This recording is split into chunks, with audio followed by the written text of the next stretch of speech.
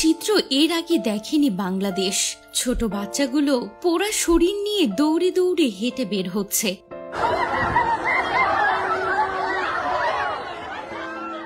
আজ সোমবার দুপুর 1:30 বাংলাদেশ বিমান বাহিনীর একটি F-7 BGI প্রশিক্ষণ যুদ্ধ বিমান রাজধানীর উত্তরা দিয়াবাড়ি এলাকার মাইলস্টোন স্কুল অ্যান্ড কলেজের ক্যাম্পাসে বিধ্বস্ত হয়েছে। ঘটনাস্থলে আগুন ধরে যায় এবং বিকট শব্দে এলাকা কেঁপে ওঠে। ফায়ার সার্ভিসের তথ্য অনুযায়ী একজনের মৃত্যুর খবর নিশ্চিত করা হয়েছে এবং অন্তত 4 জন আহত হয়েছেন।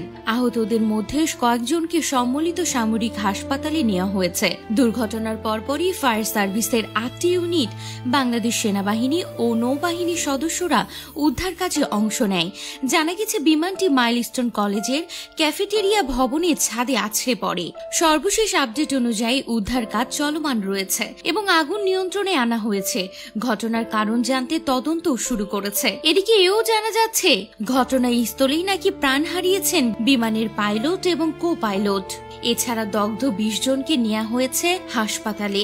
ঘটনাস্থল থেকে ফেসবুকে প্রত্যক্ষদর্শীদের পোস্ট করা ভিডিওতে দেখা যাচ্ছে ভবন থেকে পোড়া শরীর নিয়ে দৌড়ে বের হচ্ছে অনেকেই। সেনাবাহিনীর গাড়িতে করে অনেককে উদ্ধার করে নিয়ে যেতে দেখা যাচ্ছে। যে যা পারছে তার মতো করে সাহায্য করছে সে মানুষগুলোকে, যেন নিজের প্রাণ নিয়ে দৌড়াচ্ছে স্কুলের ছাত্ররা।